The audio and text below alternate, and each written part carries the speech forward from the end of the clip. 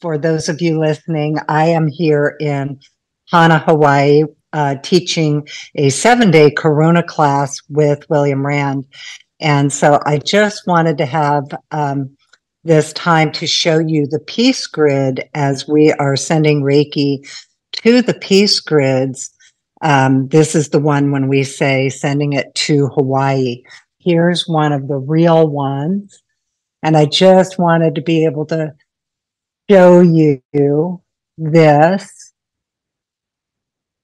And so let's just take a minute and really enjoy and also send Reiki for peace around the world.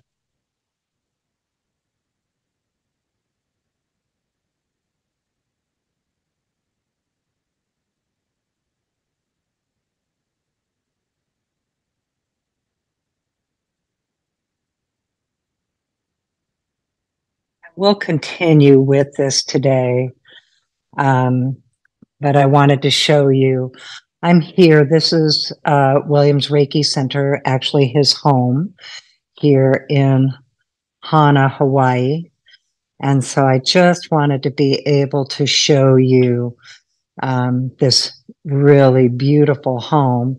Here's our class, and but I'm going to take you outside. I think that the view may show up better. I did this in the Distance Reiki share yesterday, but it was so stormy that we couldn't really see everything. I may have to mute myself if the wind is too loud. Colleen, are you able to turn your phone sideways? See if that works. We might be able to see it a little better. Wonder if she can hear us. I don't think she can. No, that didn't work. That's fine. It looks beautiful.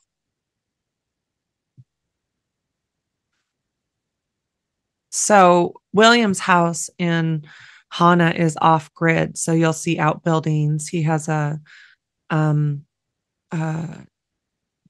water tank. I think that's what she was showing, but this is the sunrise there. It's 2 hours behind us. So it's 7:19. And so he's got a really beautiful view.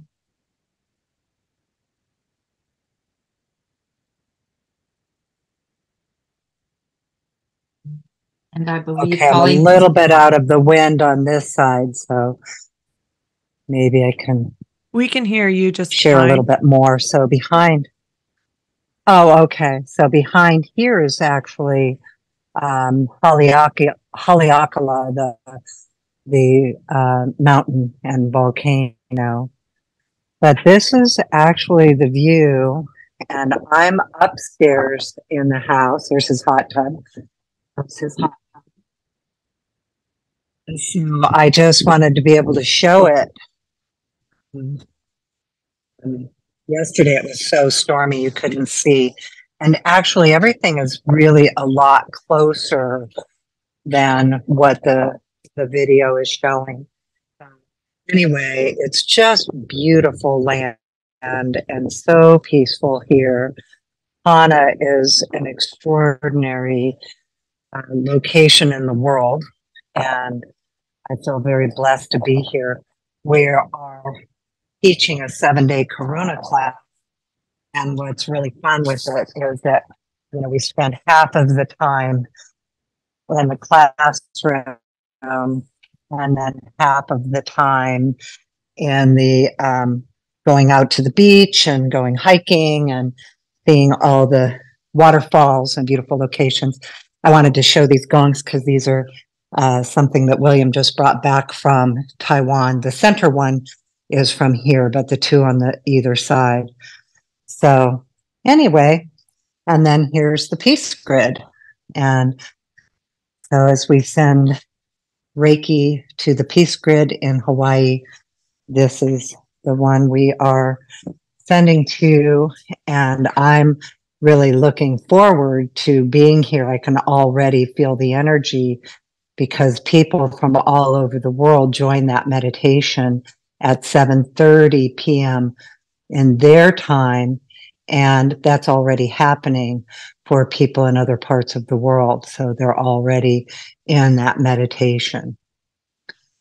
So I just wanted to take the time to join from here while I can and give everybody the opportunity to see the real one and enjoy the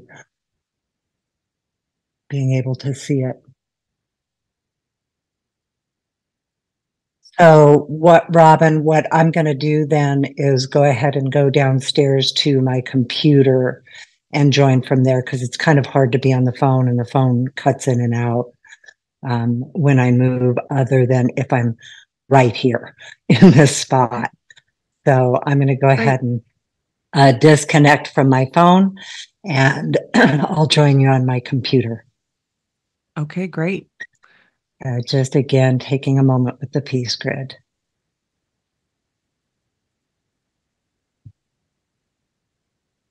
And each of you listening, receiving the gift of peace.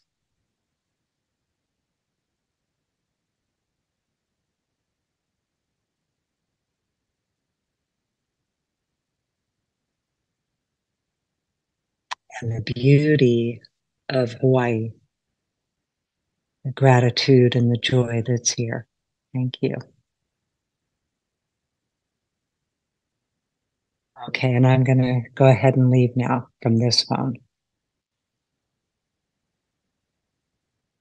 Great. Thank you so much, Colleen. All right.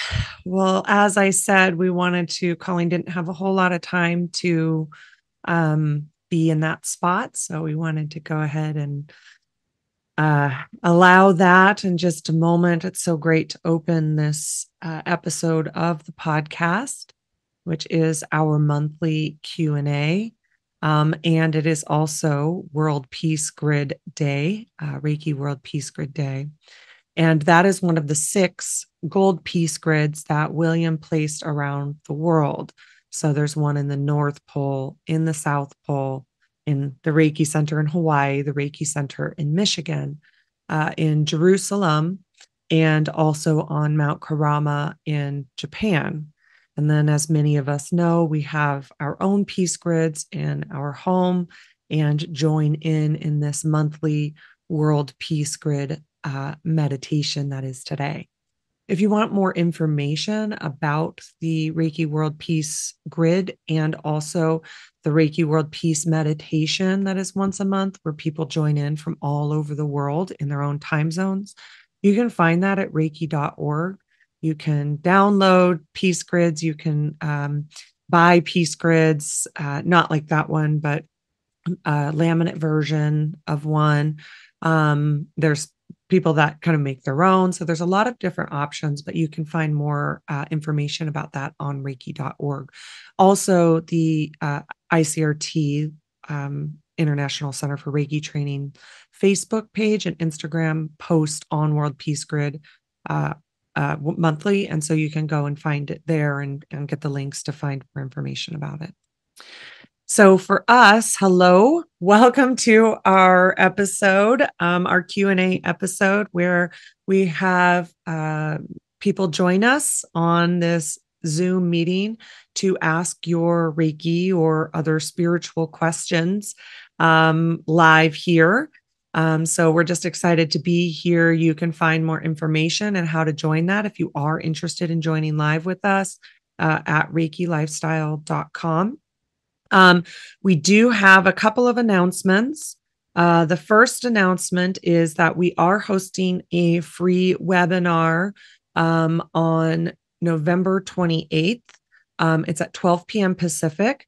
You can sign up and receive the replay if you can't make it live. We don't have a ton of spots left. So if you are interested in that, but you're kind of waiting till the last minute, I would definitely encourage you to sign up for that. And like I said, if you can't attend live, that's okay. You will receive the replay if you are signed up on the list. So we have it for 500 people and we are at about 430 as of right now. So for those of you that are live, you can go and sign up for that. But many of you might be listening later and you're interested in that. I would definitely encourage you to sign up because we won't be opening it up to more people once we hit that max.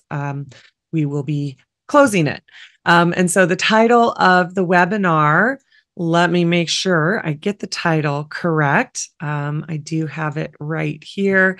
Essentially, what the webinar is going to be about is meeting a spirit guide or guides, or if you have spirit guides, just deepening that relationship with them, and also diving a little bit deeper into the topic of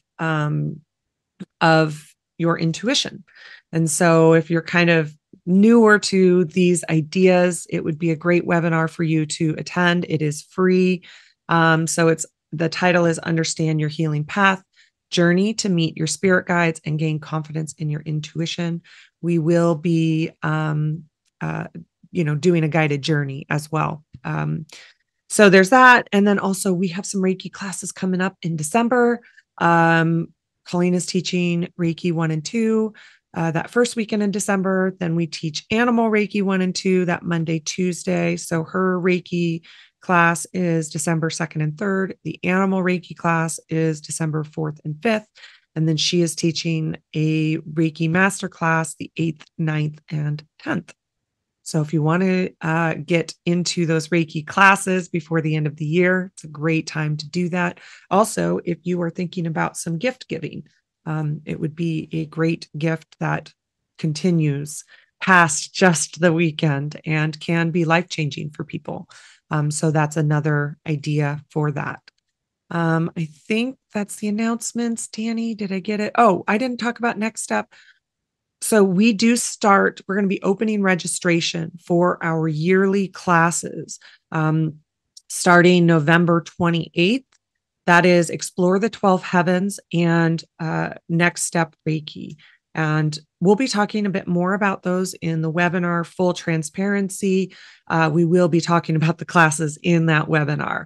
But you're going to receive a lot of information in the webinar. So it's very resource oriented, but we also like to let people know that it will also be about Next Step Reiki and Explore the 12 Heavens. So early bird registration opens for that November 28th. It'll be open all the way until January 15th. So you have time to check it out, learn more about it.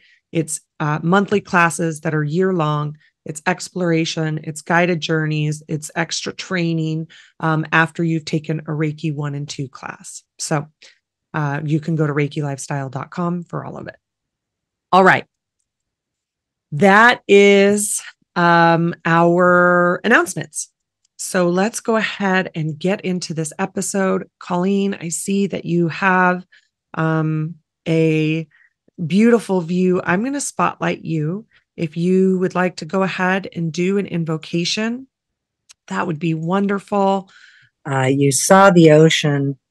This is actually looking right out at the ocean in the same way that I just showed you on the phone. Oh, there's William.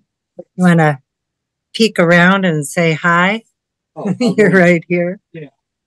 He just came in from a walk. There you are. We can see you now. We're on our podcast.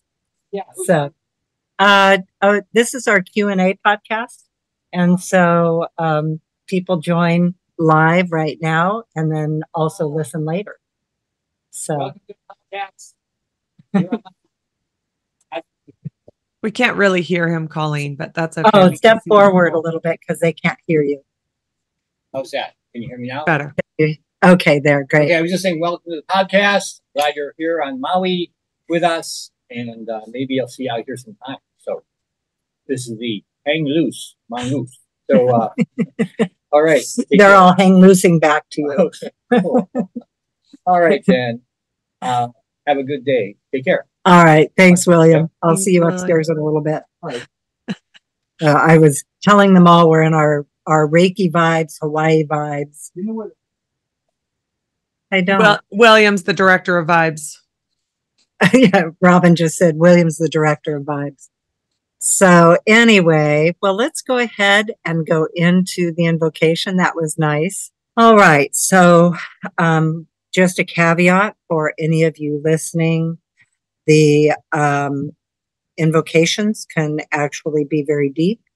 Not always, but go ahead and listen later if you are driving or something else like that. So for those of you that are able, go ahead and close your eyes. Take some deep breaths.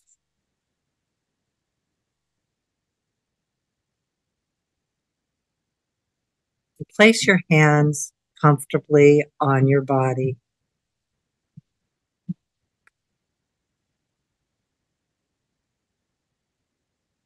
Open your heart and receive the gift of love.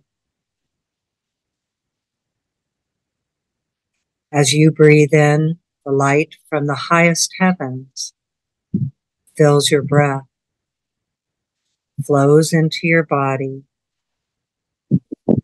As you breathe in the power of love, and it ignites within you, revealing the power of love at the core of your being. And you remember, this is who you truly are. Right here at the core of you is love. It's what you're made of.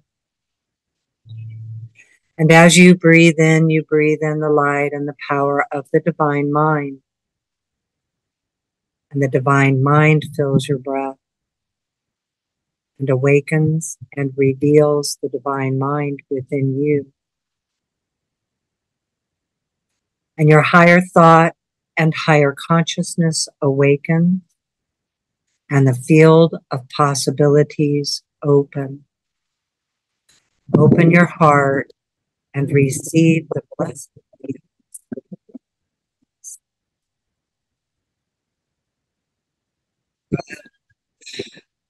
It's those blessing fields of the four winds coming in for us. So as you breathe in, and you're breathing in the light and the power of the divine mind, and the blessing field are awakening, and the blessings are washing over you as you open your heart to receive those blessings. And they fill your heart mind, they fill your human mind, your divine mind, your gut mind, every part of you receiving the blessings that are washing over you now. And as you breathe in the light and the power of the divine heart.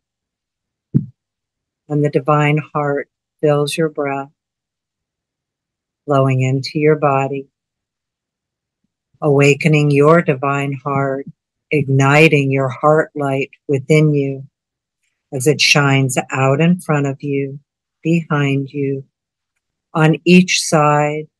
Your heart light shines above you and below you and within you. And your heart light is revealed to you, your divine heart, the purity of your pure consciousness revealed. And you begin to see your own divine presence. And as you see your divine presence, you can perceive the divine presence in everything around you. And as you perceive the divine presence in everything around you, you can perceive it within yourself. So you breathe deeply and open your heart and receive the blessings, the divine heart. And as you breathe in the light of the divine earth. And it rises through your body and fills your heart. And you remember now that your body is made of the earth. The pure strength, beauty, creation forces of the earth are what your body is made of.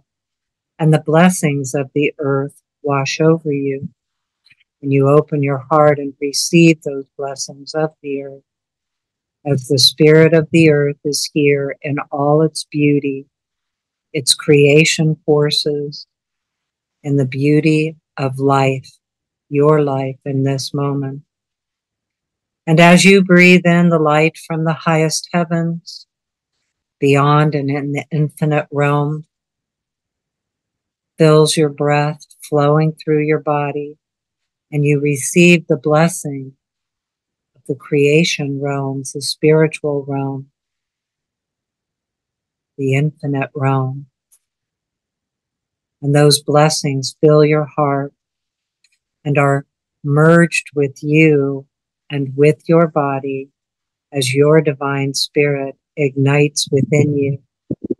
And you remember your spirit is here in this moment, in your human spirit.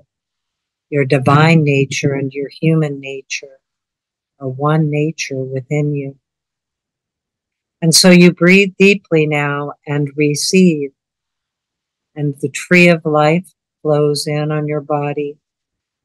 And like the tree of life, you are like the tree of life. Your roots are made of the earth and reach deeply into the earth and surround you and stabilize you. The ground underneath you is stable, and you receive the nourishment of the earth. As your branches reach into the heaven, you receive the ancient wisdom through the four winds flowing through your branches. The ancient wisdom of the people, of the trees, of the water, the stones and the rocks, and the earth itself. And your branches reach up to the heavens and receive the wisdom of your soul and of creation, and the wisdom and the gifts of the divine that flow through you now.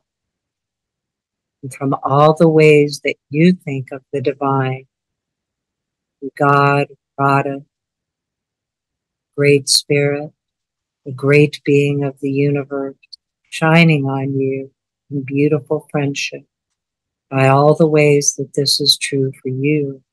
And you receive the blessings of the earth and of the heavens. And it's right here within you, like the trunk of the tree, unified, one light, one breath. And as you breathe in the light of divine compassion, and the compassion that is here so strongly and powerfully today through Zonar, Palu, Parth, and Rama, Nosa, Iava, Shanti, Kriya. Breathe deeply and receive the blessing of compassion for you, for your life, in this moment, in this breath, right now. Awakening and revealing your pure love, divine mind, pure heart, your deep alignment and connection with the earth, and with the heaven, with this beautiful solar system and the universe. And you take this moment to say thank you and to receive the blessings of the earth and share your blessings with the earth. Here in the beautiful ocean that surround us and all the water dwellers that are here, the great whales, the dolphins, the fish of the deep sea, those who live here in the world with us, all the life in the water. They share their blessings with you, and you share yours with them. In the plant nation, all around the earth and the plants around you, food plants, medicine plants, you receive the blessing of the plant and share yours with them. And the animals, oh, thank you to the animals that live here with us and us with them. Those companion animals and the animals in the wild. We receive their blessing. and we share our blessings as we take our place in the circle of life with them, remembering that you are the human being in the circle of life, part of the earth, natural world. You remember now your divine nature and human nature are one nature, and you receive the blessings within you.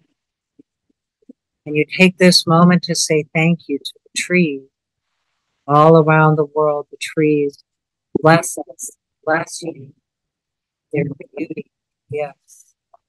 They share their blessings with you, and you share yours with them. Together we say thank you to the birds in the trees and the birds in the sky soaring up high. And you receive the blessings and the songs of the birds all around the world. The birds sing up the sun. So there are birds singing in every moment of every day here on this earth. And so we receive their blessings and share our blessings with them. And now we lift our minds higher to the blessings of the four winds and receive the wisdom and the truth and the knowledge of the Ancient One, who bring their gifts, their abilities, their talents, their wisdom from the people, from the trees, from the stones and the waters, the earth itself. The ancient wisdom is awake within you. Your own wisdom is revealed. And so you receive the blessings of the earth and share your blessings with the four winds as they carry all around the earth in this beautiful time. And lift your mind higher to the thunderers, receiving the blessings of the power and of the rain that they share with us and sharing our blessings with them.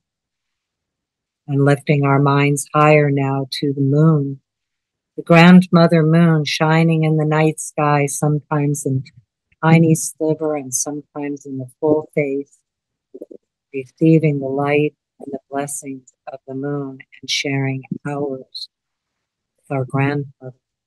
Thank you. Now we lift higher to the stars and the sun, and we say thank you to our brother, the sun, here in this solar system and the planets around. Thank you to our brother, the sun. You bring us light. We receive the blessings of your light and share our blessings with you and all the planets in this solar system. As we lift into the higher frequencies of the planetary transits and energies that flow through us and receive their blessing and share our blessing here in this universe.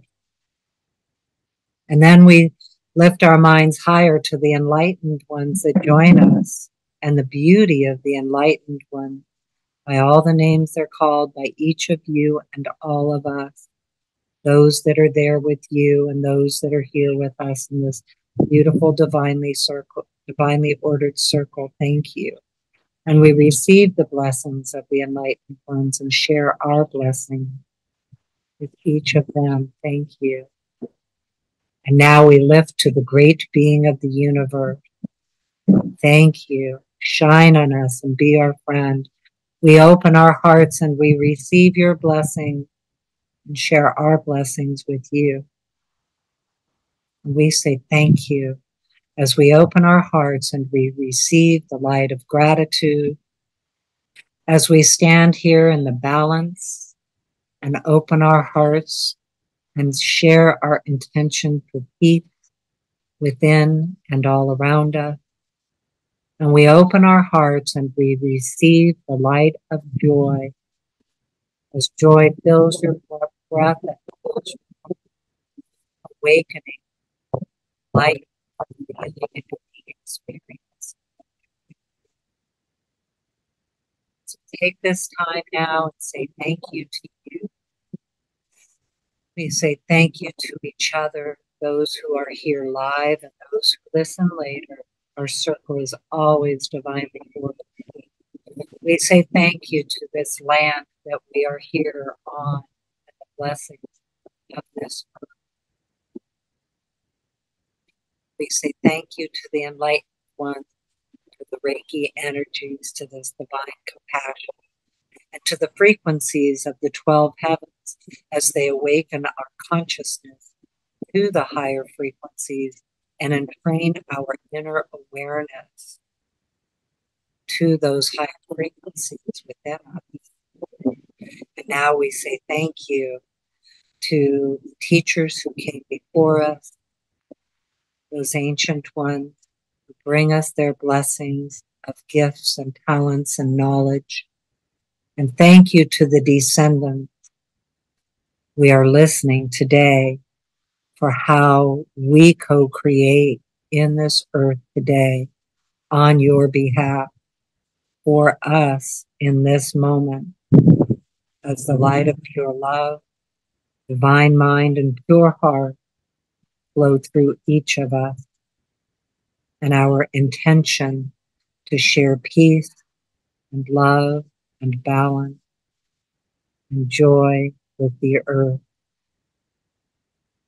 as we stand here staying stable with kindness and love in our hearts. We take this time now to share peace around the world with the peace grid, the North Pole, the power of our prayer, everything here on the earth. Peace grids in the south, Jerusalem, here in Hawaii, Michigan, Mount Karama, Japan.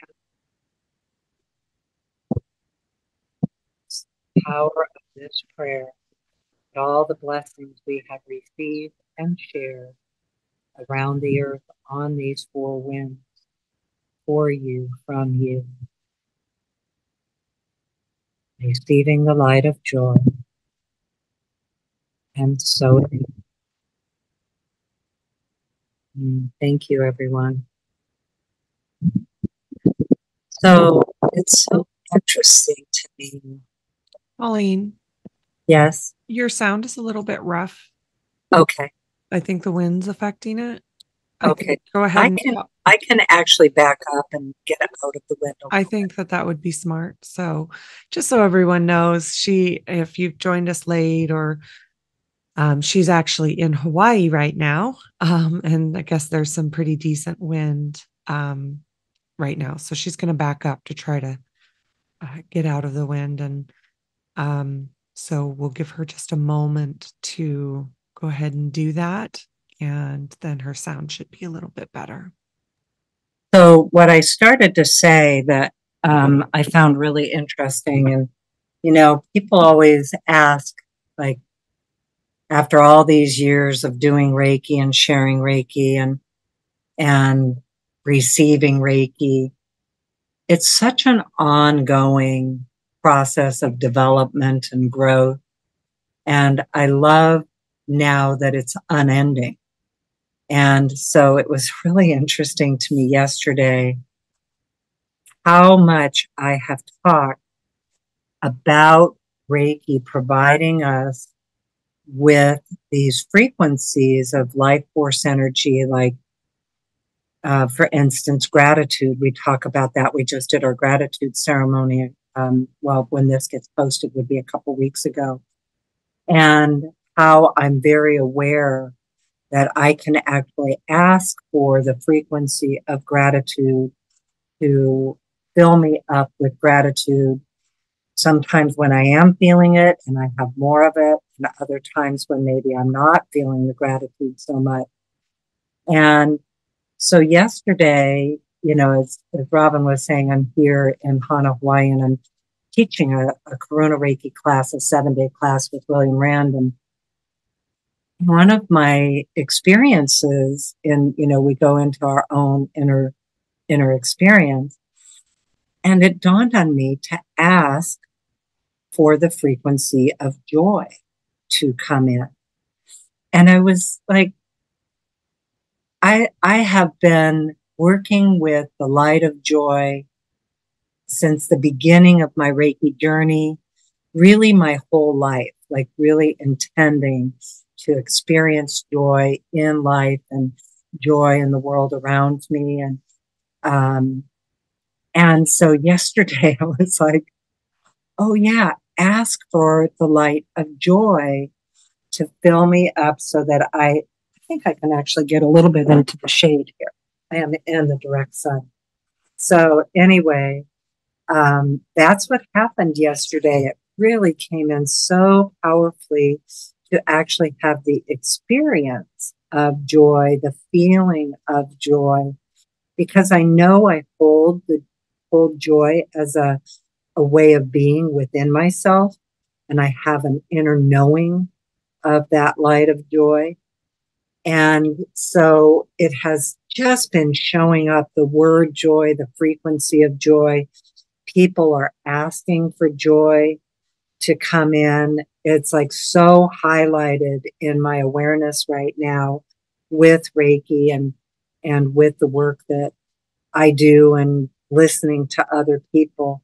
And so it really came in so powerfully yesterday to actually invite Reiki to fill me with joy, the feeling of it, as well as the inner knowing. Because I am very aware that I have the inner knowing. I don't always have the feeling and the experience of it.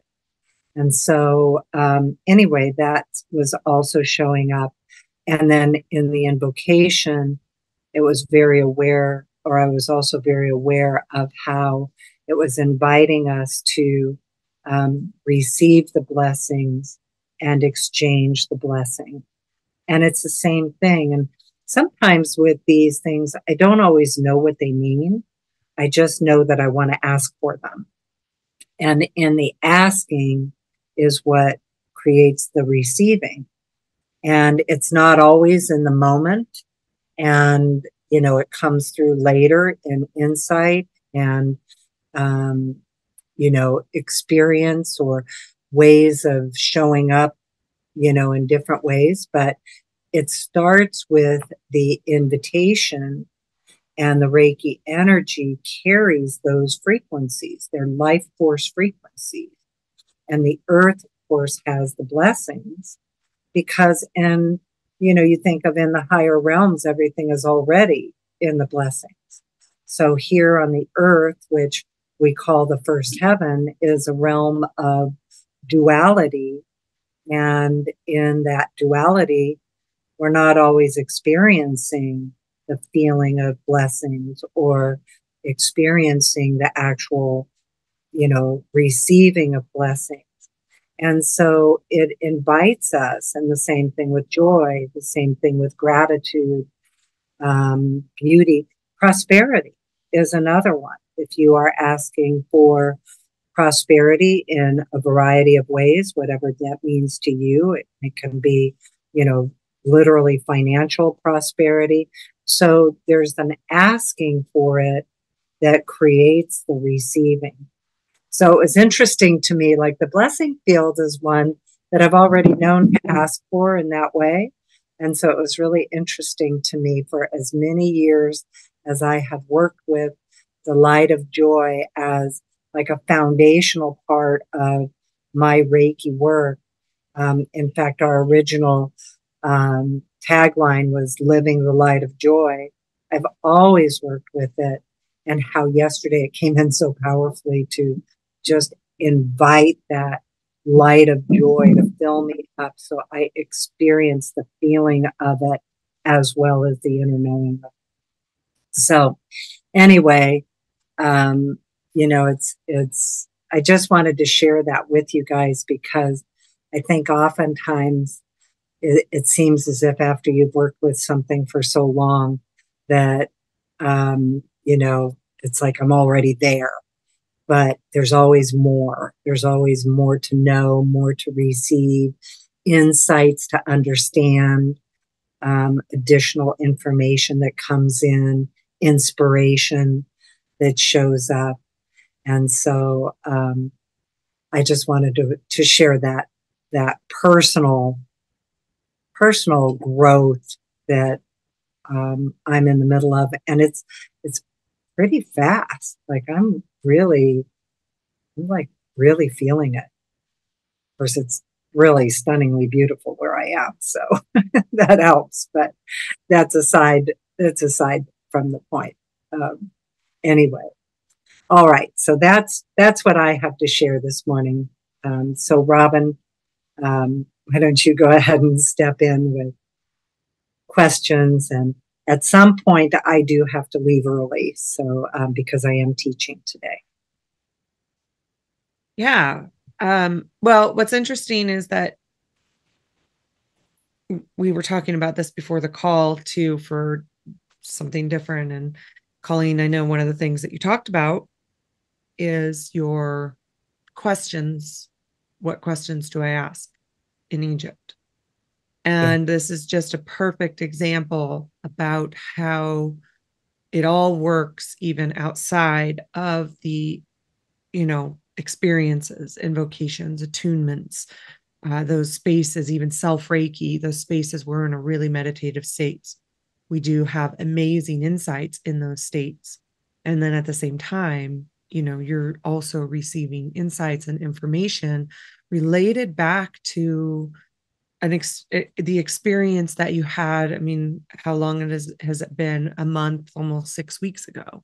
And here's this insight coming in yesterday that, obviously I don't want to put words in your mouth, but to me is continuing to process for you, watching from the outside, these questions that continue to come in, these insights that continue to come in, that, you had talked about, it was with Sekhmet, right? That you're like, I don't know the questions to ask. And here they are. Yeah, it came in Egypt where it was that, to ask for the questions that I have that I don't know to ask. And so they are showing up. And the other thing for you guys from that same perspective is to actually recognize a question that I have that I didn't know to ask. Yeah. And so that's the other piece highlighting for me, is like really recognizing, oh, that is something, that's a question I have.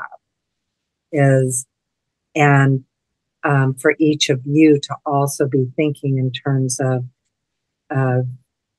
recognizing when your questions come up, and maybe you're asking for those answers to come through from someone else or research that you're doing, but really like honoring the awareness of your question and listening for them, because they're coming through in ways, like for me, when that came in, to really realize that I have questions I don't know to ask. They're inside, they're in my subconscious or unconscious mind or somewhere inside, and then they're showing up, and now I'm listening for them, and I can actually recognize them even more. And so I love that that's even a question of what questions do I have that I don't know to ask. And because when we've been, some of this really came through in our current 12 heavens class, and we've been working with the 11th heaven and the 10th heaven while I was in Egypt, and the 11th heaven also, both of them, and how that came through with the awareness of our spiritual guides can share with us when they know we're ready to ask, we're ready to receive. And so I'm also saying, well, go beyond what I know to ask for. I need to go deeper than what I know to ask for, because if I wait for my conscious mind to always ask, I might be waiting a long time. So I'm actually inviting my spiritual guidance to show me some of those questions that are going to come from my soul knowing, that are going to come from my spirit knowing, they're there. It's not like they don't exist. They're there.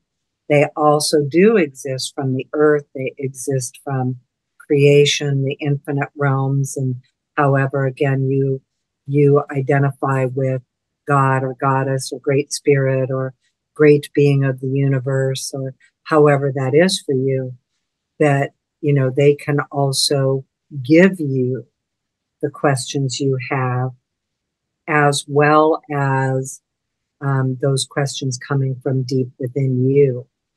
And so that's what occurred to me, is to ask for that and let it show up and then listen for the question.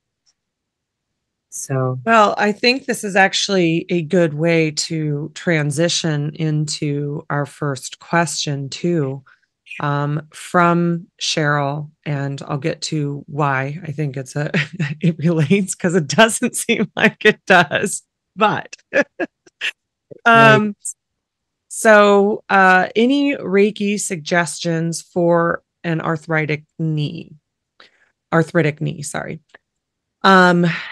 And, we do have our, kind of this kind of standard procedures when it comes to pain with Reiki, because we do know that Reiki can help with pain reduction. Reiki can help with uptake of medication. Also, if we know that what the evidence we have on it is like after surgery, right? But it also can help with the duration of the pain. Obviously, with an arthritic knee, it's a, kind of continual thing. So you have the self Reiki with it. If it's hard to reach your knee, because I know that can be reaching all the way down can be challenging. And sometimes in that bent position, it can be challenging. You can use a surrogate for it. So do Reiki on, kind of the knee area of your surrogate, and have that surrogate be for you. Also, a Reiki session in person from somebody else. We know that it works at distance as well, but there might be something with that in person, actually having that touch therapy, having those warm hands on your knee can be really helpful. Also, a distance session can be really helpful. And then the other things, such as, if you have medication for it, Reiki your medication. Ask the medication to, work and integrate with your body and go directly to your knee. If you have doctors with it, send Reiki to that, to those appointments, to your medical team, to the prescriptions that they might be giving to you, or just even if you're taking Tylenol or ibuprofen. But how this relates to what I was getting to with Colleen's point, what Colleen was talking about, is this idea that insights can come in outside of these general Reiki sessions, right? The acute time when we are giving ourselves Reiki, giving others Reiki, or we're receiving Reiki. And sometimes these insights don't necessarily look like just do more Reiki. Sometimes it comes in as helpful people. Sometimes it comes in as solutions that are outside of what we think they might be, such as just do more Reiki. Sometimes, there's a solution that I heard from somebody who was talking about it, or there's a helpful person, or this is just an example, obviously not like suggesting things, but maybe somebody said, oh yeah, acupuncture really helped with my arthritis. And so, there's these solutions, these insights that can come in that are outside of what we might think of the perfect solution, or just the Reiki fixing it immediately. So there's these insights that you can ask Reiki for as well. you can say, hey, okay, Reiki, I need helpful people to come in, or I need my solution to come in, or, open my listening, or, it's like that higher self that Colleen was talking about with those questions that I need to be able to recognize when a solution comes in for me that maybe I wouldn't be otherwise aware of. We did that podcast with Patty Lane and Patricia Lane, and she was talking about how you can specifically ask for these kind of mystical experiences of, okay, I need to see this 3 times to know that it is true. So, it's those kinds of things that you can also ask for. That's not just like, okay, I am getting a Reiki session and that miraculously fixes it. That's not always how it works. Sometimes there's these outside experiences, and sometimes those miraculous experiences are a part of it. They do work. I think many of us have had those experiences, or that the Reiki, directly on the knee is going to help tremendously.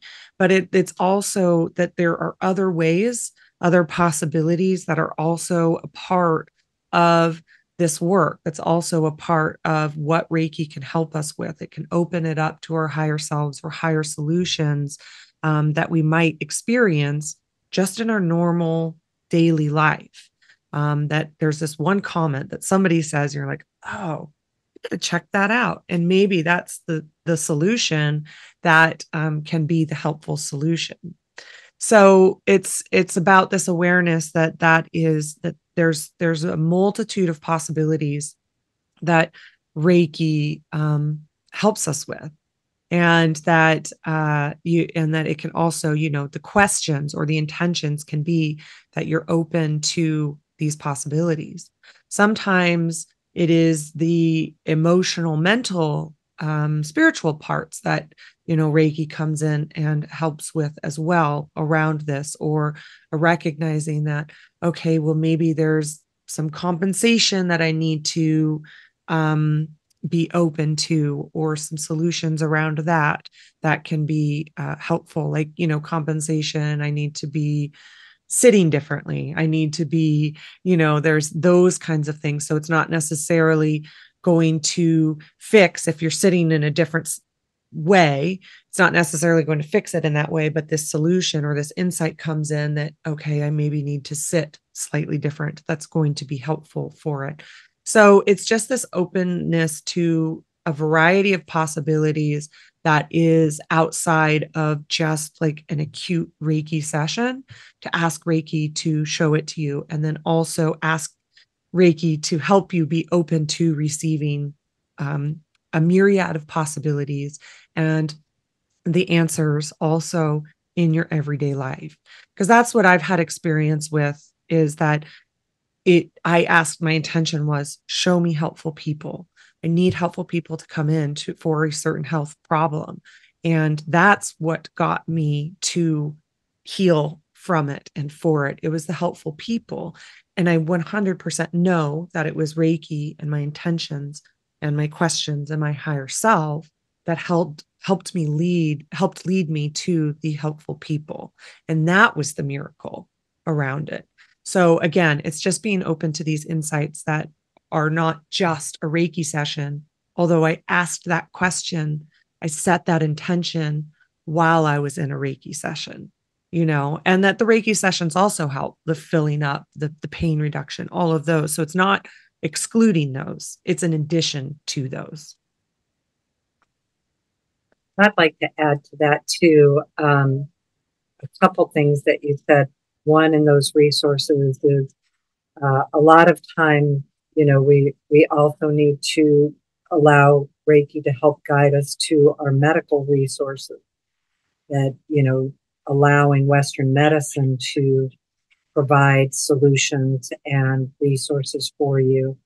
And as Robyn said, inviting Reiki to help with that. Or perhaps, like in her case, found an extraordinary Chinese medicine doctor that really made a difference. The same thing with me, because I had problems with my ears for almost a year. And It's a year coming up, and trying to find all the different resources for that, and trying all the different resources for that, and solutions for it, from medicine to the Chinese medicine doctor that also provided those solutions. But the other thing I wanted to bring up about that she did talk about is sitting differently. I remember my mom telling me that years ago, that she discovered she had bursitis because she was always laying in her shoulder, because she was always laying a particular way, reading her books. And I remember that as a kid going in, and she was always in a particular position reading a book. And eventually it was like that, what's it called when you're always, doing the same thing. And so that has caught my attention. The definition of insanity? Was that what you're No, that's not what I was looking for. But sorry, it was too good. It was right there. I had to take it. It was right there. Well, it's so fun. Yeah. Go ahead, Cheryl. Ergonomics. Yeah. Yeah. So anyway, so that's always caught my attention, that if I find body soreness in a particular area, am I sitting a certain way all the time? Do I fold my legs a certain way? Like my knees, the same thing. Am I crossing my legs a certain way? Am I sitting with my knee a certain way? And then changing those body positions and being aware of it. And so that is another thing that I think is really true.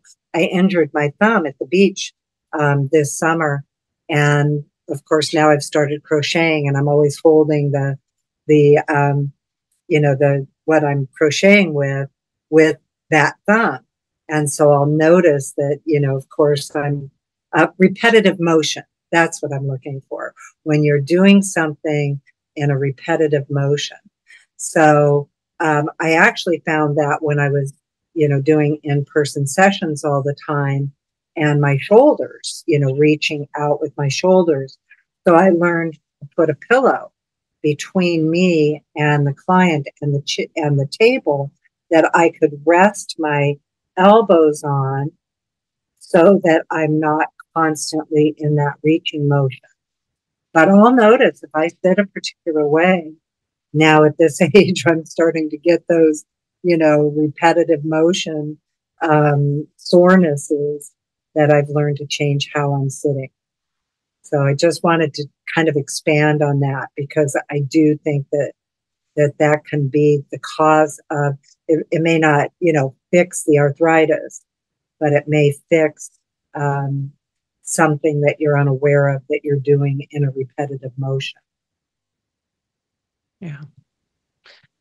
Yeah, I think that's great. And for somebody that asked in the questions, can health issues be ascension symptoms?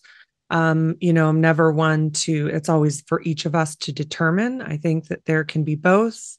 And at the same time, I do think that Reiki is an amazing complementary modality, and that we always do know that sometimes there is space to let go in the short term as we are bringing in these higher frequencies. And many of us have experienced that. And then at the same time, I do think that there is things outside of that as well, and my own personal experience. And I know many people that are here and also listening to this. So it's a matter of you listening to you and determining that for yourself. So, okay. Well, I think June, you were up next. Okay, thank you. So I've been listening to the Reiki Race Summit this week, and my question is regarding a talk that was given by Franz Stein. Mm-hmm. You probably know his bio better than I do. He's in the Netherlands. He's studied for years. But his talk was on the Reiki, doing the Reiki mantras, and which is reciting the precepts. And I understand the importance of, sound and frequency. And so I've learned how to recite them in Japanese. But what he's stating is that you have to recite them properly if they're going to be of any benefit. And what he said is to recite it properly, you have to sit properly, you have to recite them with the proper breath control, which has to come from the lower abdomen, the dantian. And when he did it, it was very guttural. And he's saying if it's not recited properly, then you get no benefit from it. And then he's saying it's better to, practice it for 5 minutes properly than doing it for an hour improperly. And his main thing is it has to do with you breathing properly. It has to come from the lower abdomen. You have to, it was all this thing about the breath and how important it is. And I'm thinking, well, I recited in Japanese, but I guess I'm getting no benefit from it because I'm listening to him. I'm thinking, how will I ever learn this? And I always thought Reiki is easy, and energy follows intention. So I'm wondering what your opinion on that is. Well, we did a podcast with Franz, and I just loved our conversation. Yeah. Like, he was amazing. So lovely. Yeah, he's a very lovely person. Yeah, very lovely. And to be honest, I had kind of thought, because I know he will say things that, this has to be done exactly right. And I used to think, well, that's not my experience. So I think it's the same thing in his particular lineage and practices. He has extraordinary training in some of these areas, and he really pursues that level of training. So I would say that that's his experience of them. I also have to honor my own experience, as well as honoring his teachings, because I hear his teachings and I honor those as well. And in my own experience, because I don't have that training, I also feel personally that the way that I work with the Reiki ideal has always benefited me. And the intentions of them, both in English and in Japanese, has always benefited me. And so I can only really speak from my own experience of them. And I think that's one of the things that I think each of us needs to do is, what are the results you are experiencing? Because that can be different for everyone. And I do plenty of those Reiki ideals on the fly as well. So that's a big teaching I talk about, that, Reiki can benefit us on the fly as well as that deep experience. And because I haven't done it the way that he has done it, maybe I don't have the same experiences that he has with that depth of breath and training. And like I say, I completely honor it and respect it, and, agree that for him and the people working with it that way, they may be having an experience that is deeper than mine. But we teach so much about, Reiki your way and how it benefits you. And that's what you're listening for, is going to your result, your experience, and honoring your experience, your inner truth as equal to anyone else's. So I do think there's probably levels of mastery that he has achieved through his training. In Buddhism, I am not trained in Buddhism at all. And so I would say that I definitely work with Reiki my way and love the results that it brings my way. So I'd encourage you to listen. And it was interesting because when we interviewed him, and we kind of talked about some of these things, and he was absolutely also, yes, Reiki your way.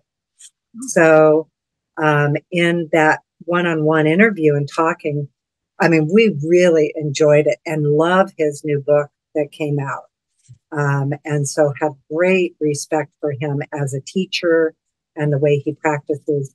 And then when we had the conversation, I was kind of waiting for some of that absolute, this is exactly how it's done. And he was very just like, yeah, Reiki your way, and very honoring of us and how we work with Reiki. And so I really, I just encourage you to look inside for how these results are working for you and the benefit you're receiving from. Because I'll use them like in traffic. Just for today, I will not be angry. Or in the middle of the night, just for today, I'm not going to be worried. And I do receive the benefit. So. I mean, I feel the same way, and I always felt that we're all different people, and Reiki works with us the way it works for each different person. And I'm glad you mentioned your interview with him, because this one talk was so like, it basically, don't bother doing it unless you're going to do it this way. And I'm thinking, well, I get benefits from it the way I do it. So it was like, and then to hear that, it's like, yes, we honor all different lineages and it's done differently. And so, I'm thinking, a lot of people are going to listen to that and get very discouraged. I think it was just, yeah. So. Well, and then on the other hand of that, some people might listen to that and be like, yes, that is my style. I need to be very disciplined about this. I have a really good friend that, really connects into the very highly disciplined version of not necessarily Reiki, but her own practices that come through more yogic traditions. And I mean, her discipline is like really like, whoa, just good friends. And I'm like, yeah, I'm just not going to do it that way. But that's how she connects into it. And that's what attracts her to her practices. And that's what gets her there. And so there might be somebody that listens to that and be like, oh, okay, I need to do that in order to be, for that connects me. That's what gets me there. And then there's going to be other people that'll be like, whoa, okay, not for me. And they might listen to an interview by us and be like, I don't know, just do it in traffic. Okay, just for today, I'm grateful. I'm not angry. I'm not worrying. I'm devoted. I'm, just like totally on the fly. Yeah.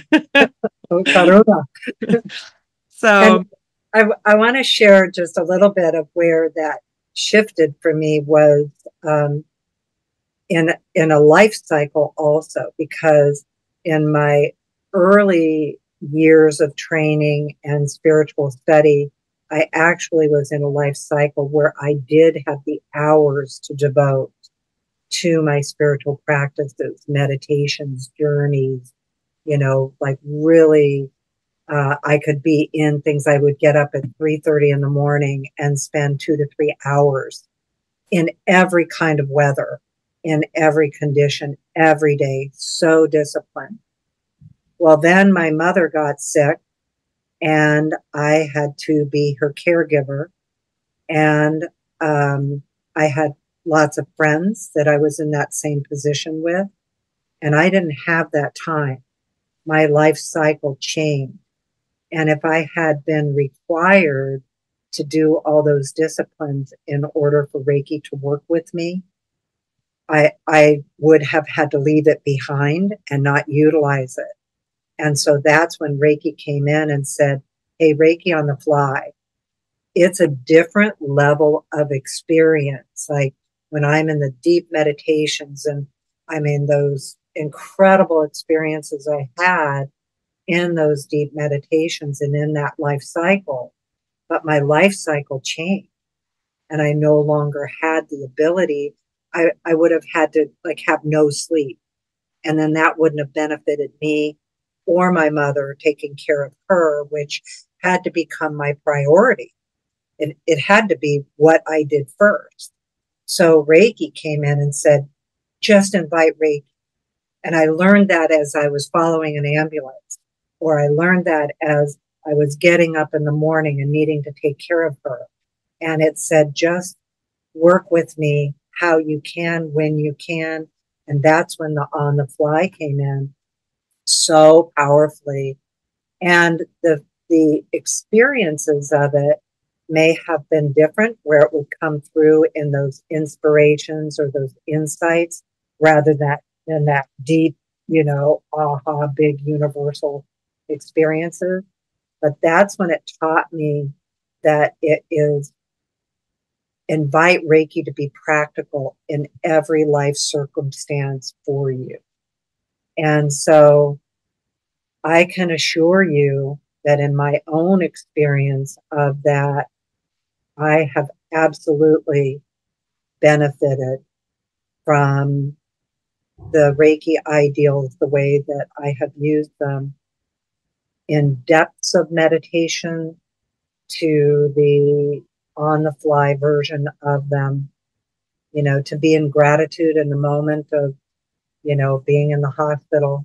I remember one time, it was so crazy. I was invited to do, this was back when radio was still the big thing, and I was invited to do an interview on Reiki on our local classic rock radio station.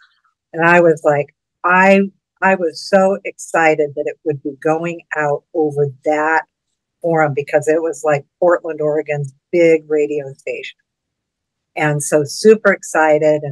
And the DJ was actually a student of mine.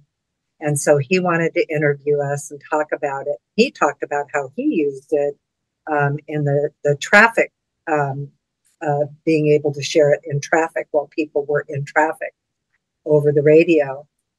But, and this will sound crazy, but I had been through a bunch of it before and knew the routine. My mom happened to have a heart attack that morning. And so it was like, okay, Reiki on. And so I was able to have the ambulance come. And this has been multiple times, so it wasn't like the first time. So I was pretty experienced with it at that time. And so we had the ambulance come, and I followed her to the hospital, got her all settled in. She was where she needed to be. I got to the interview, did the interview, and asked Reiki to help me with the interview so I could be stable and feel calm. Got back to the hospital after the interview. And the host of it was, because I didn't mention everything before the interview, he was like, are you kidding? And so that was a huge experience of Reiki on the fly that I just cherish how Reiki helped me with that, because I really felt like we could reach so many people through that interview, through that forum. And it was a huge teaching for me, and how it worked to have the timing to get her settled, and the doctors all there, and everything all settled, knowing she was stabilized, she was safe, she was where she needed to be. And I would either just be sitting there with her, or I would be going to this interview. And she's like, go do what you need to do. Because like I say, this was more than a one-time experience that I had already had with her. So also, I also, the other thing about this is it is just another example of insights. Yes. So you're hearing your intuition, your guidance within, and you're like, that's not really how this works for me. It's showing you your own guidance, where your heart calling is around it all, because it's unlimited and it can be however we need it. But sometimes when we somewhat disagree with a style or a practice, because somebody could very much do that with us, like, that's not really my style. I don't really agree. I do think that you do need to have these really practiced discipline ways to get there. So that's your intuition. That's your insights talking to you about how it's guiding you. And that's equally, that's equally as important and valid, but when we have those moments. So, Colleen, I don't know if you're aware of the time. I am. I just want to add, because, the word mastery has been in there. And I guess it's for me, I was sharing this in the class yesterday that, I've really been aware of how much when I ask for Reiki, I ask for it to come to me in very practical, beneficial ways. And so I do feel like truthfully, the mantra that we use in these last 3.5 years is stay stable, be kind. I do feel like I have a level of mastery in staying stable and being kind. And that mantra for me is really important to me in my life. And right now there's a lot of things going on in my personal life that I could feel like, oh, this is crisis, or this is, unstable. The ground underneath me is unstable. And that mantra has brought in a level of mastery and stability that is, for me, it's not about how anyone else perceives it. It's about how it's benefiting me to be who I want to be and who I need to be in my life today. And that's what showed up again, going back to the questions that we don't know to ask, is that I came to the realization that the way Reiki comes to me is because I do ask for it to be practical. I do ask for it to benefit my daily life and to show up that way. So for me, that's what matters today. Maybe that would be different another time. But for me right now, I really need Reiki to be practical. And then the animal Reiki energy came in and said it was teaching us how to be simple, practical, and efficient. Like the energy of it is simple, practical, and efficient. I was like, sweet. I will take simple, practical, and efficient. And that's just what's real. I'm back in a level of caregiving with my in-laws. And, I prioritize my family time. And right now my husband's going through things and I need to be stable and be kind for all those around me. And that is what is in my heart in this moment that Reiki is benefiting me. And so each person has your own thing going on that is in your particular life circumstances. And you may be in that cycle where you get to go into those deep practices and deep disciplines and you have hours to spend in it. And then you may be in a different cycle where it's like, it better be on the fly or I can't utilize it. So you're a working mom and you want to be able to add, with lots of family stuff going on, and you want to be able to add Reiki into your life of your child and yourself as a parent that needs to have patience and kindness and stability. And I need to be able to, give her 5 minutes of Reiki at her bedtime routine and, have that be as effective for my family and for me, and be the vibes coordinator at Disney and bring in Reiki during that too. So speaking of which, on practicality, I do need to go because I am teaching today and I need to go get ready for my class. So thank you, Colleen. Aloha. Thank you, everyone. Bye. Bye. Okay, so Meg, your question is next. I was just wondering which I do Usui Master Teacher and I do Holy Fire. And since I've been doing it, I don't know which one's which is Holy Fire and which is Usui. and which is Usui, like, and which is holy fire. So how would I know which one's which? Well, the current master in the Holy Fire lineage is called Usui / Holy Fire 3 World Peace Reiki Master, if you're up to date on the most current upgrades. So what the Holy Fire Master class manual it takes the Usui Reiki and combines those techniques and tools and energy, such as the first 3 Usui symbols, the power, the mental, emotional, and the distance symbol, as well as the Usui master symbol. And it combines it with the Holy Fire master symbol. So they're all integrated into that one course and manual, if that's what you're teaching.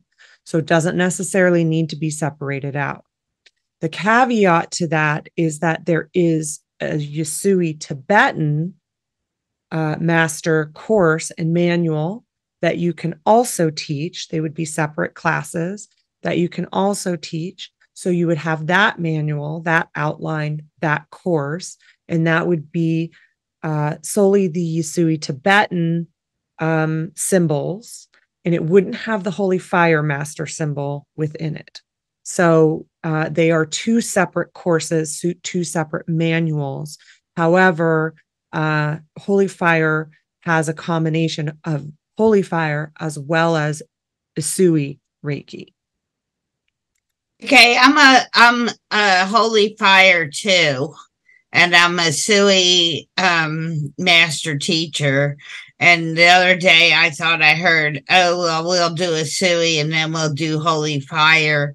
And I didn't know how that worked, because since I've been doing Holy Fire, I just felt it was integrated with Usui. It is integrated with the Usui Reiki.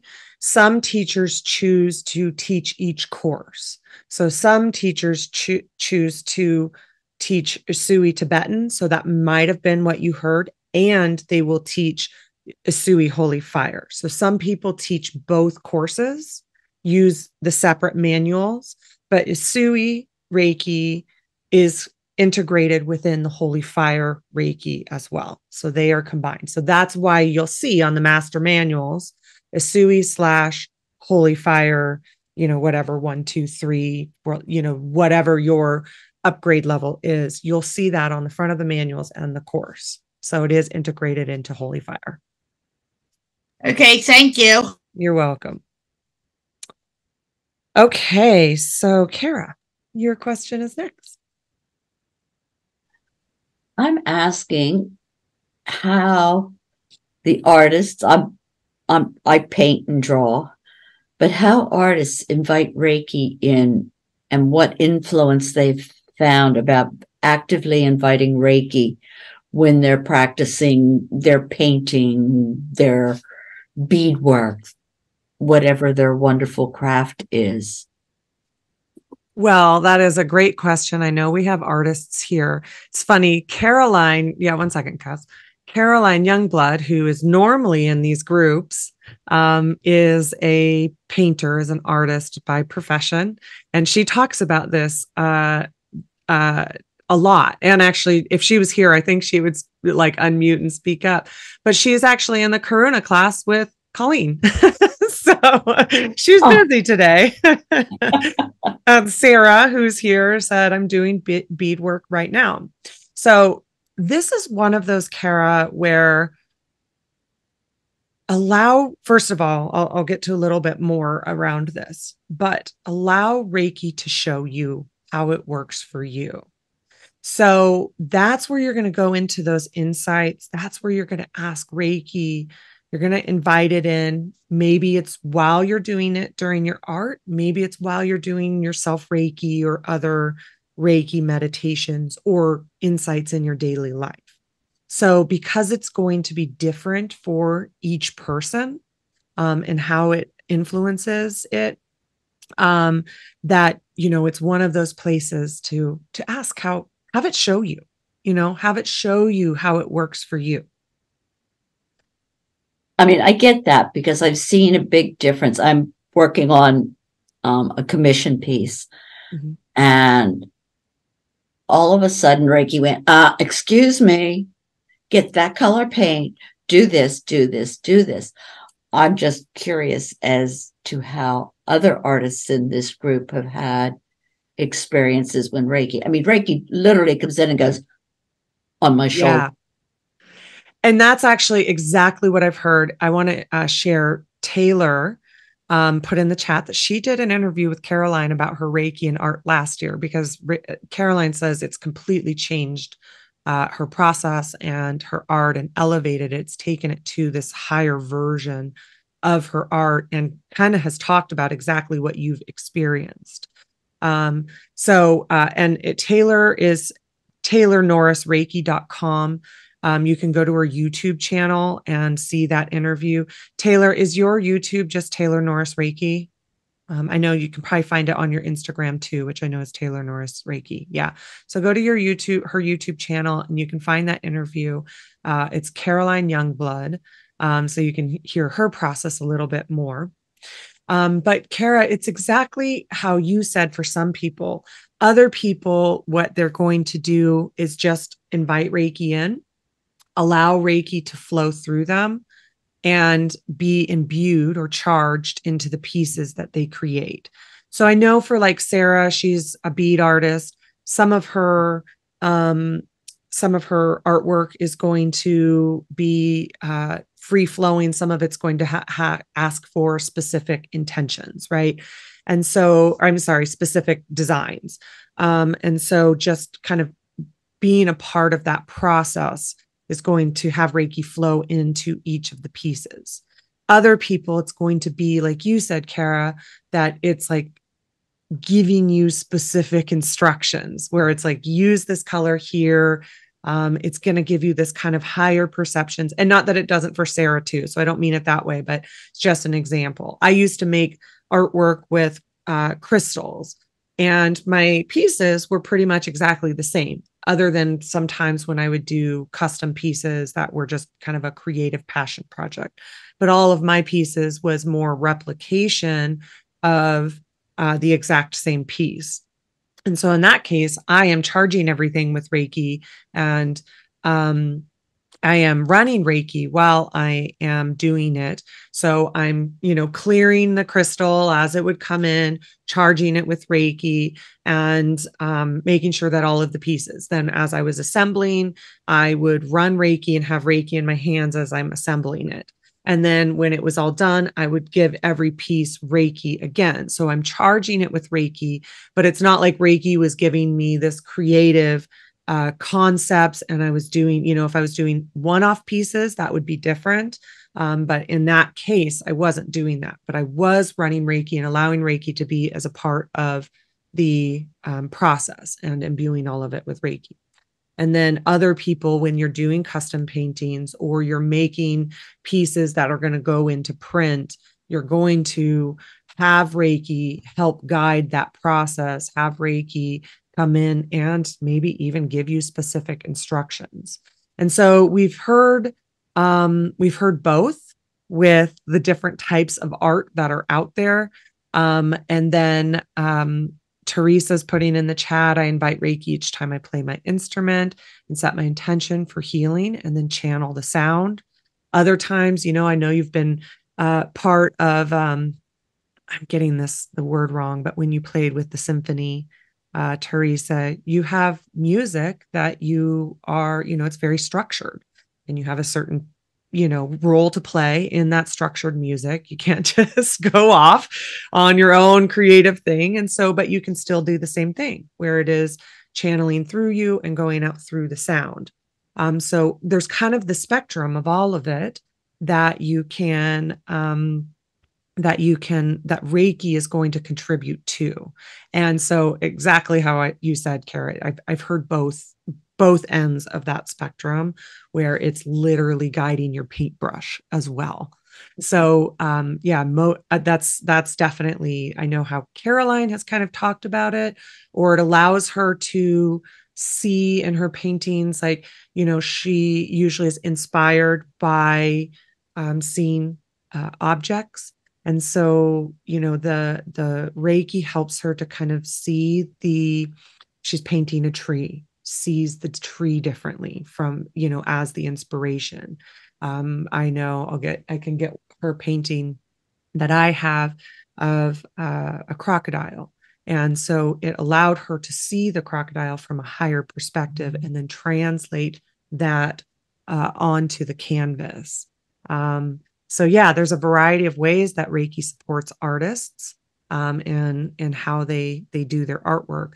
I know Gaia Orion, who is the artist that does a lot of work for Reiki News magazine, reads the articles and then channels it into the painting. And the one she did for my article that I wrote she didn't even know that the tree of life was the symbol for the animal Reiki energy. And so my article was about supporting animals at end of life.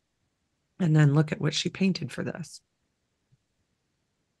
And let me get to it.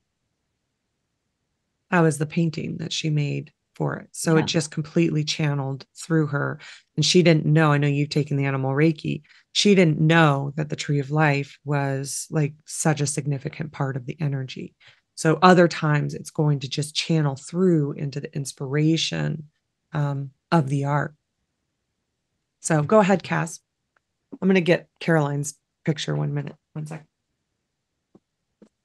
Colleen had given me a recipe to put on my hands before I was learning Italian.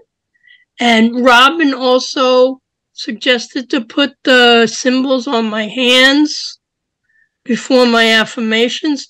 So when they're here, when they're active in the hands, anything can happen. It's true. Anything can happen, so. Oh yeah, this is Caroline's painting. Yeah. And I know, isn't it just like amazing? So if you're listening to this, I'm holding up Caroline's Youngblood's painting, and it's of it's crocodile that lives in the South, right? Not alligators. I think it's crocodile. Anyway, so this was one of the ones she talked about, seeing the crocodile from a different perspective, from a higher perspective, because of seeing it. Alligators down south. Thanks, Taylor. That seeing it from a different perspective because of that. Does that answer your question, Kara? Well, I was just very interested because I even have my first paint by numbers, which is how I realized I love to paint with oils, and how things have evolved since Reiki has become more and more deeply ingrained in such a much more active part of my life, daily life. So to see these changes, I was just curious how other people had invited it and they had seen similar kind of changes that I have experienced. Yeah, absolutely. And I think a lot of artists talk about it with Reiki. And also I forgot to mention that, Colleen was also a fiber artist, a craft artist for many years, and she has multiple articles about that and the way that it's worked for her. And so again, if you go to ReikiLifestyle.com, go to the Reiki library and go to Reiki articles. And she has Reiki crafts for kids. She has, Reiki crafts for the holidays, imbuing crafts with Reiki, handmade with Reiki. And so with her writing, always there's, the resource oriented piece of it, that's how she imbues Reiki into it. But I think there's a lot of the part of it that's the process of it too. So for example, with the Reiki crafts for kids, there's this idea that she's also teaching kids Reiki through the craft process. So there is that higher element to how she is involving Reiki in these different things rather than just pure instructions with it. Yeah. I don't know if you can Yeah. see that at all. Yeah. A little bit. It's not super clear, but I can see it. Yeah. Yeah. But that's a piece that has just evolved. And every time I think, okay, this is fine. Like, nope, not done yet. Exactly. I love have it. to get it to the client sometime. Yeah. I love it. Yeah. But no, thank you very much. Yeah. You're welcome, Kara. Great, Thank you great for your question. Great input. discussion. Yeah. All right. And then I didn't know if I saw Lynn still here. Did you have a question, or I might have just written that down? I think I just wrote that down from before. So, and I don't think you're here anymore. Okay. So I am going to read. Jess's question is, when sending distant Reiki or setting an intention to send Reiki to a person for an hour, is the Reiki practitioner being a conduit for the Reiki to flow for that length of time? Can you explain more on this? So when I'm giving a distance Reiki session, if it's kind of a standard distance, a more traditional distant Reiki session where you're not on Zoom or FaceTime with, or on the phone with somebody, I will spend that amount of time in Reiki as the conduit through my surrogate for the Reiki session. So that is, I would say there's a couple of ways to do distance Reiki, but if somebody's asked you specifically for a Reiki session, or let's say even professional Reiki session, paying them, you would do the Reiki session, the distance Reiki session, for the whole hour. And however you send distance Reiki, I use a surrogate. That's my preferred method. But so however you send distance Reiki, that's going to depend on how you do that. So whether you beam, whether you use your body, whether you use a pillow, whether you use a surrogate, that's going to be completely up to you. But you would do the Reiki session for the entire hour. And then like on Zoom, when I do my professional Reiki sessions, I am, running Reiki through me to my client for the entire time that I'm doing a Reiki session. So that is one answer to that question. If you have just been asked to send Reiki, there's a variety of ways that you can do that. You can ask that Reiki continuously be sent to Reiki or to the person. You can do it through your Reiki grid and ask that Reiki continuously be sent to the person. That's going to be slightly different than like a Reiki session where you're using your surrogate. The person will continue to receive Reiki for the amount of time that they need or the amount of time that you intended. However, their experience as the client, it might be different than if you're doing like a hands-on or, hands-on surrogate Reiki session. So whereas if they are, let's say, lying down, receiving Reiki, they might have a really visceral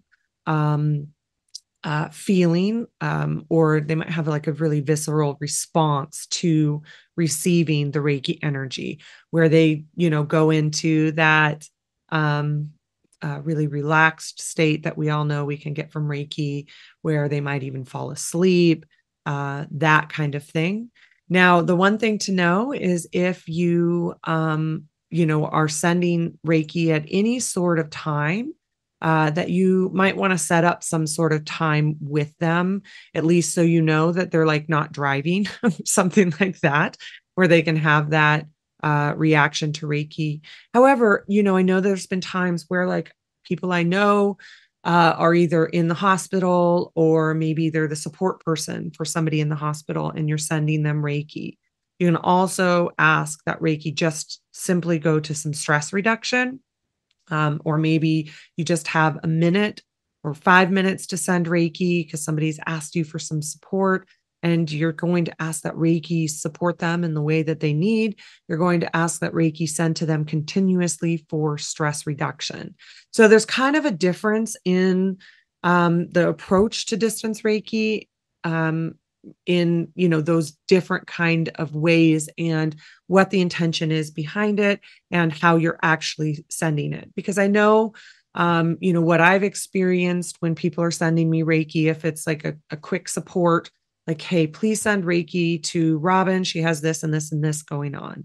I'm going to feel a different reaction to that. Like, it might reduce my stress. I can feel it. Like, okay, thank you. I can feel the stress reduction. Versus if I'm having an actual distance Reiki session where somebody is sitting down and I'm receiving it as a distance Reiki session, and you're sending me Reiki for an hour as a session, I might even fall asleep during that time frame. It's going to be a different reaction to it. So it just kind of depends on the intention and how you are doing it. Well, I went on Reiki Lifestyle. Where exactly do I sign up for the 28th webinar?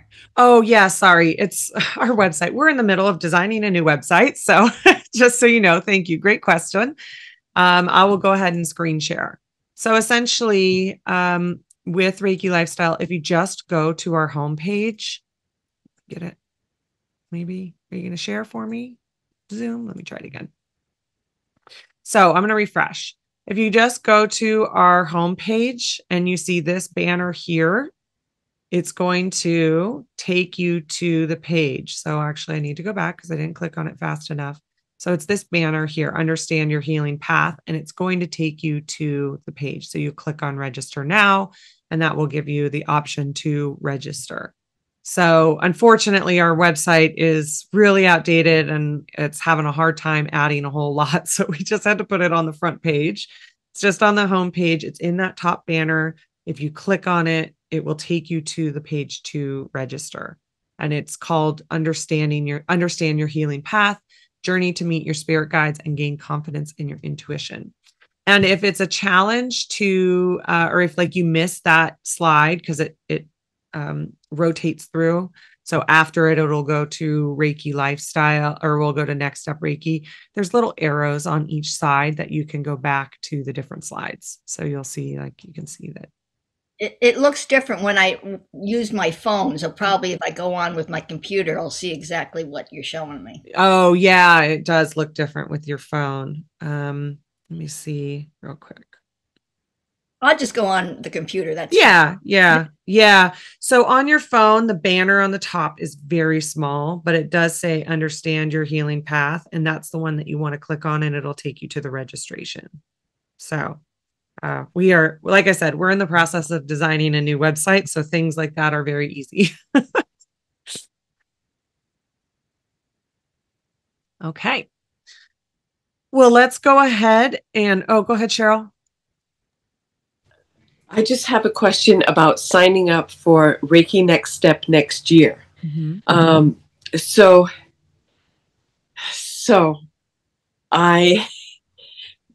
now if I sign up this month, right, it will start taking out the money for next year. Am I right? Yeah. So Cheryl, we'll talk to your individual classes about it too, because I know you're already in level 1, but registration is not actually officially open yet. Just the wait list is open. So registration will open November 28th. And again, thank you for mentioning that. If you do sign up, like I said, and we're going to be sending out information about the early bird gift. You don't have to sign up early. Registration will be open until January 15th.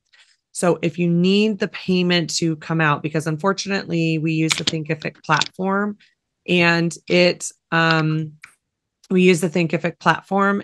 a little limited in its payment systems. We'll actually probably be switching next year to accommodate this a little better.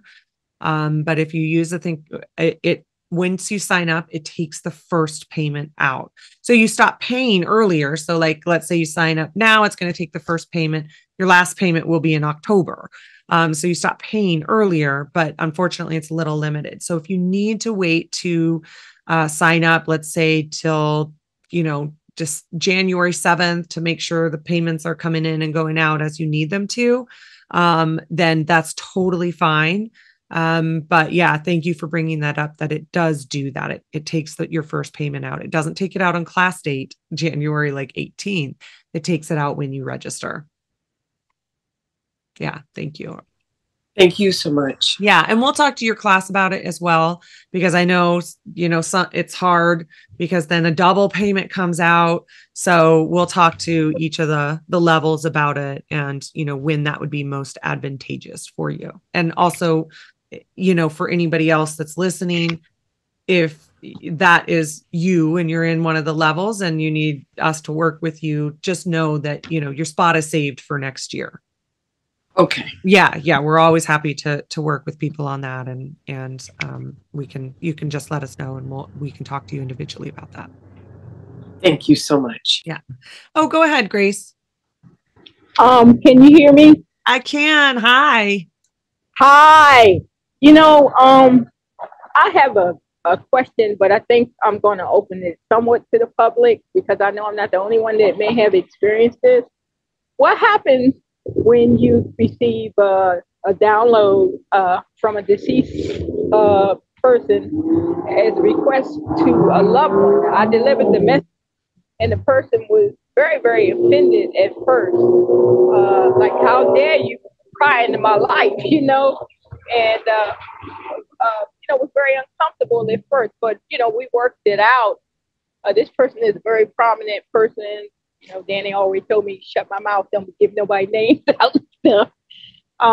So I just wanted to know, what do you do in cases like that? I had another instance years ago where I had a download from a best friend of mine's mom had passed, and she had fallen out with her mom. She had a beautiful relationship with her mom. And at the time of her mom's death, she had fallen out and felt that she was responsible for her mom's death and gotten on drugs. Well, her mom in a dream told me to let her know it was okay. And she loved her. And I said, oh, my gosh, I ain't seen the child in 25 years. What am I going to do? And boom, 2 days later, who pops up? Her. So I says, I had this dream about your mom. Please explain what's going on. And she said at the time of her mom's death, she felt she was the cause of it because they weren't getting along. And I said, well, this message was, she went out and got herself all on drugs and stuff. And when I told her mom said, it's okay. She loved her. It was just like she was totally relieved and, got herself together. And, I was happy I could help. But in this other instance, this woman was terrible upset, not so much about the download. It's just the fact that, she felt I was prying, and I wasn't. I was just delivering a message. So how can, I think you should deliver messages if loved ones send them. I think, it's your duty to do so. And I love her mad crazy. I love her work. She's just awesome. And she comes from a famous bloodline. So I don't want no problems with those kind of people. Yeah, absolutely. So Grace, this is a common question with people that have psychic experiences, especially with people that are, have this happen to them from people beyond the veil. And it really is a huge process of, first of all, discernment of when you should share and when you shouldn't. You're never responsible to share about these experiences that happen. That's the first thing to know. You're not responsible for sharing. So you have to go into your own inner guidance about what you feel comfortable sharing and what you don't, and also asking Reiki to help you in that process. So that's the first thing to know, that it may feel like there's a responsibility there to share with people. But well, I only shared with the person, that the message was for. I know. That's what I'm saying. That's what I'm saying, though. You're never responsible to share to the person that it came through to. And I can tell you that as somebody that can receive some of those downloads that people get about me, there are times where I ask people to, I might be more kind about it than that person, but that there are times where I do feel people have crossed my boundaries. And there's a very specific case that happened recently. Whether she received accurate information or not, that's beside the point. That she was looking into me more. I never gave her permission for that. Right. And so, and so, especially if it's somebody that's well known, I am sure they receive that a lot because I'm not well known and I receive that. And so it is one of those things that there is discernment around that sharing piece of it. And I did ask this person to respect my boundaries. And I said, thank you. But I would ask that you respect my boundaries and not cross that boundary again. Grace, it's out of the goodness of her heart. She didn't mean any ill intent by it. Yeah, I didn't either. And I know you don't. I know you don't. So packed it up, and she kind of looked at me like, "Wow, she believed me." And I know my information was correct. Absolutely. No, I'm not saying that it was incorrect.